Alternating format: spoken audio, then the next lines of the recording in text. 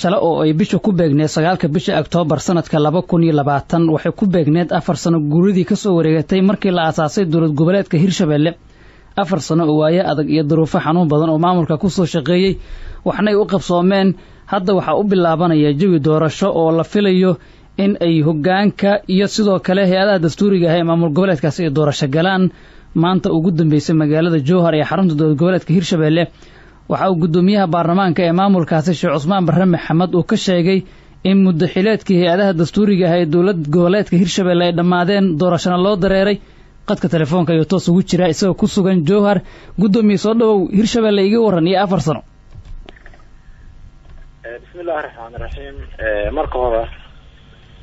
adiga iyo dhammaan shaqaalaha waa islaamiga runtii Hirshabelle ayaan ku suganahay haatan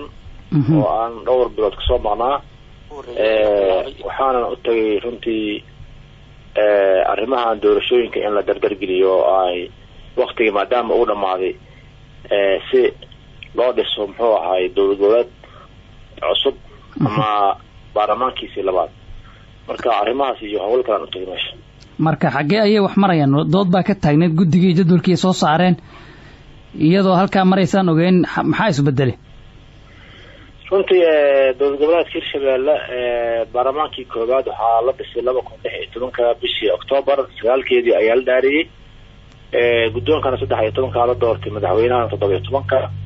marka sida uu qabo dastuurka ku meel gaarka ee dowlad goboleedka Hirshabelle 4 sano ayaa hay'adaha dastuuriga oo dhan ay waqtigooda ku yahay marka 4 sano ay dhamaatana waa in doorasho la aado oo la dhisaa muxuu ahay baarlamaan cusub iyo madaxda fulinta madaxweyne ku-xigeenka ay doorasho aadaan marka 29 ama kowdii bishii hadda 9aad waxaa la magacaabay guddigii yani farsamada soo xidhida baarlamaanka labaad guddigana runtii hawl badan ay qabteen hawshoodii way wadaan hadda way socotaa oo jadwal ay soo saareen doorasho marka hawlahaas inaan dardar geliyo ayaa halkan u imid iyo sidoo kale baarlamaanka dowlad goboleedka Hirshabelle waqtigiisa uu sii dhamaaday dastuurka qodobka 4aad wuxuu qorayaa hadii baarlamaanka waqtigiisa dhamaado oo aan baarlamaanka la diyaarin waxa xilka sii haynaa baarlamaankaas markaas joogo ay gudoontiisa waa maasan soo dhamaan meesha u tagay in meesha ay firaaq maamul ka dhicin oo baarlamaankaas oo hawsha sii haayo maadaama ay hay'adii kale waqtiga ku dhamaaday dastuurka uu tilmaamayo ayaga inay hawsha sii wadaan waxa way guddiga waa la magacaabay waa Rono Agost 29keedii buu madaxweynuhu ku dhawaaqay kadibna warbuu ka daba keenay madaxweynaha jadwalkii ay soo saareen iyo ayaga saxaanshahooda uu sheegay in dib u habeen in lagu sameeyo u baahan yihiin ma muuqata mudane gudoomiye Hirshabelle oo 2016 Oktoobar degdeg lagu dhisay oo dalka doorashay ka socotay in hadda oo 2020 bisha Oktoobar la maraynay degdeg kale lagu dhisayo hadda ma jirta Hirshabelle degdeg lagu dhisay ma jirto Hirshabelle 9 bilood ayaa processkeedii hore uu socday oo runtii markay dhismaysay dib u heshiisiin la sameeyay wada hadal dheer iyo muxuu ahay doodo badan iyo maxay ahayd buuq fara badan kadib waxaa la isku afgartay Hirshabelle muxuu xildhibaanada hadda jooga iyo dastuurka la ansixiyay 5 Oktoobar 2016 Hirshabelle markaas afgaradkaas ay ku dhisantay iyo is-ogolkaas ayaa lagu dhisay marka 4 sano ay soo shaqeynaysay waa dowlad goboleed calan oo ay dastuur iyo xeer iyo golaad fulin soo martay yani runtii muddo soo shaqeynaysay waa maasanta waxa kaliya hadda marka ay joogtaa waqtiga dhamaaday iyo dadkii hay'adii sharciga ah oo waqtiga ka dhamaaday mandate markii inay doorasho aadaan doorashada hadda processkeeda meel fiican oo maraha jadwalkii guddiga ayaa soo saaray waa maasanta gudoomiye aad u maasanta dood waxa qaba qaar kamid ah beelaha Hirshabelle si gaar ah waliba cabasho xoog la ka jirta gobolkan adiga aad Hirshabelle ku matashid Hiiraan maxaa diidaya inta aanan doorashadan la gudagelin in odayaasha dhaqanka iyo tabashooyinka beelaha ay qabaan oo sanadkii la dhisay ee hore ee 2016 qaarkood iyagoo dood qabaa maamulka la dhis in la xalliyo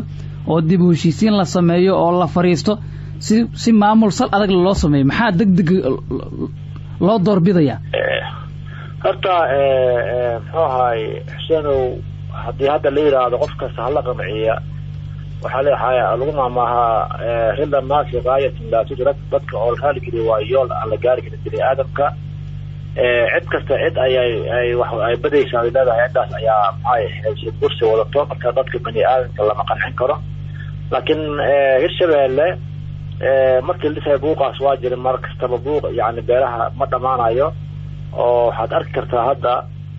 maamulka soo dhisaayo dad unbaa ka hadlo waa laga hadlaa waa laga buuqaa laakiin inta sida guud reer hiiraan waxay leeyihiin xildhibaanada ugu badan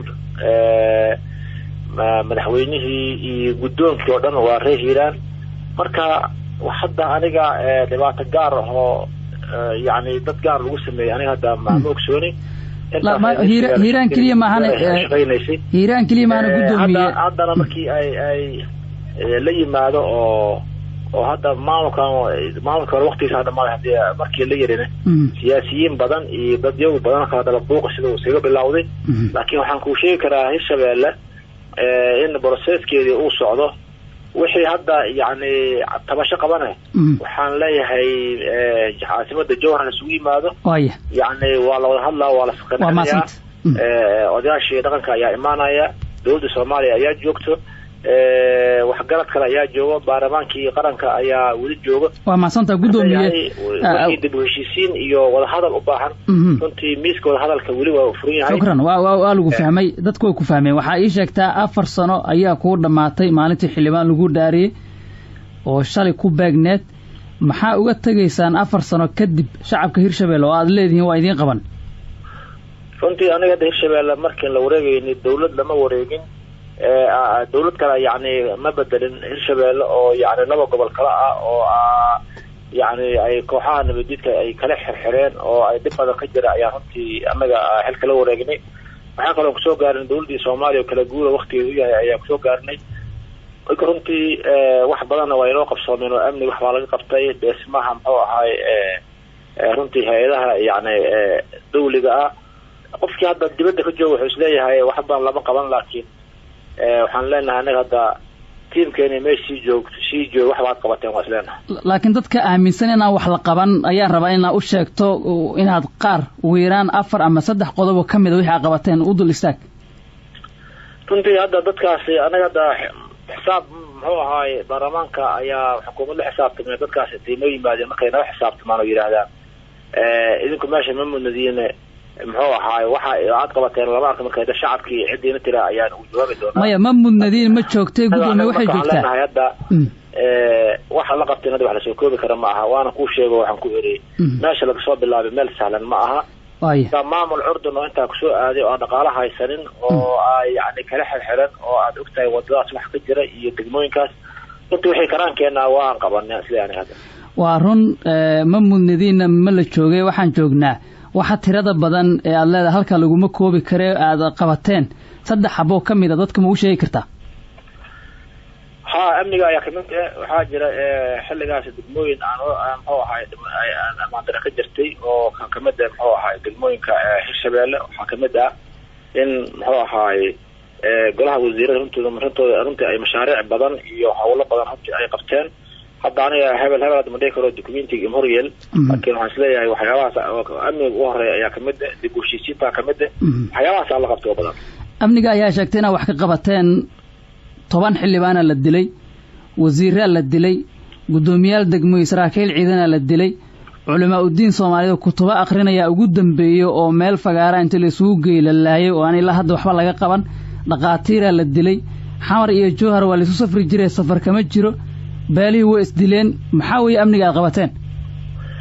runtii intaas waad ogtahay in hadda nabadiidka ay wax badan oo intaa ka badan ay samayn lahaayeen oo laga difaacay waxyaabahaasna waxyaabaha dhacdooyinka hadda kooban ay kamid yihiin dadaalkeena anagoo afarjibaarayna ayayna waxaas dhaceen laakiin waxaad dareemi kartaa haddiina dadaalka halkaa ka jira uusan lahayn inay caasimada iyo degmooyinka inay la wareegaan ay suurtagelin lahayd dadka marka waxay arkayaan dhacdooyinkaasi waxyaabaha la difaaca intaa ka badan ama ay saraakiisha ku dhimanayso ama dadka ciidamada ayagoo difaaca ay ku dhimanayaan ma arkayaan laakiin waxaasoo dhan wax ka badan ayaa la qabanaya runtii oo intaa ka badan haddiiba guddoomiye aad leedahay dhacdooyinkaas dadkaan la qabnaa waxaa kusoo hareerta xildhibaanada aad sheegaysid waa sax nabadiidka waxaad ogtahay in dalka soomaaliya meel kasta inta ama dalalka deriska ay galaan ay guri gubaan ay hoteello qabsadaan runtii oo dawlada coos ay gelisan yihiin ama dawlada waaweyn laakiin hadda anagoo yani stateki ugu yaraay ah haddii hadda dhowr dhacdooyin ay ka dhaceen runtii waxaan isleeyahay aniga waxaan ula ammaani karaa nimankaan hadda meesha jooga wax badan ay qabteen waa mahadsantaha guddoomiye al-shabaab waxyaabaha ay hor istaageen oo weliba magaalada jowhar gudaheeda ah waxaa ka mid ah dhismihii madaxtooyada iyo aqalkii baarlamaanka iyo wasaaraddii maaliyadda dhismaheedii oo lacagteedii diyaar lala ahaa oo aad bilowdeen oo al-shabaab ay idinka joojiyeen haddii dee xildhibaanadii iyo wasiiradii la dilay oo saraakiishii la dilay oo dhismihii madaxtooyadii iyo baarlamaankii aad wadi weyseen oo issocod jirin armay jiraan wax kaloo aad sheega kartaan taa guuldarro weye runtii horta baarlamaanka dhismihiisa iyo madaxtooyada qayb kamida waa la dhisay shabaabna ma hor istaagi karaan mana hor istaagin waa waxyaabo kaloo dadkii qaatay contractiga iyo hay-adda udhexeeya laakiin amni darre iyo shabaab cidna ma hor istaagin meesha waxaan rabaa inaan kuu saxo inaad xoogaa lehna laga yaabaa tan amnigan waa kaala hadla wadada ciidamada kusugan waa la maraa hadda cid kastaa mari kartaa adiga waad soo mari kartaa oo ciidamada dawladda iyo ciidamada hirshabelle iskaashanaya ayaa jooga caasimada hirshabelle hadda anaa ku sugan meel kasta ayaadna ka mari kartaa meel kasta ayaadna ka seexan kartaa laakiin waxaad rabaa inaad waxyaabaha la qabtay fiiriso jowhar iskama joogo hadda yani baryo laguma joogo beled weyne laguma joogo degmooyinka hadda kale laguma joogo marka intaas in lafteeda inaad tiriso yaa joogo yaa difaacaya yaa cadowga iyo cidda lagu difaacaya ina tiraa ayaa muhiim ah haddii la aadi karo oo gaari lagu tegi karo maxaa daraad adigii iyo guddoomiye shabeellada dhexe iyo xubnihii baarlamaan iyo wasiiradii iyo saraakiishii kaleba diyaarad u raacdeen maxaa ugu safri weyseen dhulka maya diyaaradda waxay kamid tahay dalka soomaaliya diyaaradaha ka shaqeeya waxyaabaha diilaadka aada u fudud ay kamid tahay dhulkan waa mari karna rag kaloo badan ayaa dhulka soo maray oo xildhibaanadii hore kamid ah saraakiil ayaa soo martay anuguna diyaarada waa raaci karna qasab maaha kuma qasbanin waan maray waa mahadsantaha waa kuusoo gabagabeynaya abriil 2020 gudaheeda mar mooshin lagaa qoray waxaa sheegtay in hirshabelle warqad aad qortay weliba beesha caalamka aad u dirtay waxaa ku sheegtay in musuqmaasuq ba-an oo ka jira hirshabelle oo lacagihii la kala qaato oo aanay dawladdu waxba ku laaban dadkeeda wax loogu qaban musuqmaasuqaas aad sheegtay soo ma jira haata waxaan ku jirnaa dhismihii dowlad goboleedka hirshabelle mooshin yani horey iyo buuq iyo khilaafkaasi waa laga heshiiye warkaasi waa horey ayuu u dhamaaday laakiin hadda waxaan aada jeclahay idaacaddiina muxuu ahaa inay aada u baahiso ama aad muxuu ahay ka shaqaysaan in hirshabelle dib u dhisanto oo hirshabelladii labaad muxuu ahay la dhiso in nagala shaqaysaan oo ummadda u sheegtiin aada u jeclaan lahay laakiin wixii lasoo maray ama khilaafaad ahay ama jiid ahay inaan dib ugu laabana ma jecli laakiin 4 sano ee hore warqadada waad ku xusin musuqmaasuqa xoogga la jira Soomaa waa runtii khilaaf uu dhici karaa dadka ay wada shaqeynayaan ma khilaaf kama hadlaya laakiin musuqmaasuqa sheegtay inuu jiro macnaha way eedayn karaan anigu hay-adii la xisaabtanka ayaan madax ka ahay qofka ama xukuumadda waa la xisaabtami karaa hadda la xisaabtanka waa la sixi karaa wixii meesha ka dhacay waa la sixi karaa marka runtii hadda wixii laga soo gudbay ama wixii dhacay ama wixii qoraal la sameeyay waxaan joognaa hadda in ay hirshabelle doorasho muxuu ahaay ay u diyaar garowday wixii laga soo gudbay guddoomiye diiwaanka galayaan waa taariikh dhaxal ah oo aad ka tagi doontaan waxaa qortay oo aad cadaysay in musuqmaasuq xoog la jiro oo hay-adihii dawladdu hareeyay marka waa nooc ka mid ah waxyaabihii dhacay muddadii aad joogteen oo aad dadka uga tegayso Soomaa anaga da waajibaadkeen waxaa kamid ah la xisaabtanka xukuumadda ayaa kamid ah waxaa laga yaabaa xukuumadda anagoo la xisaabtamayno intaas ay qayb ka ahayd laga yaabaa xukuumadda runta inay isdifaacda iska macquul ah marka ma aha wax siyaada ah laakiin waa la xisaabtanka xukuumadda ay kamid tahay iyo in la kor joogteeyo iyo in dhaqaalaha iyo amniga iyo habsami socodka dawliga in loo muxuu ahaa lagu kor joogteeyo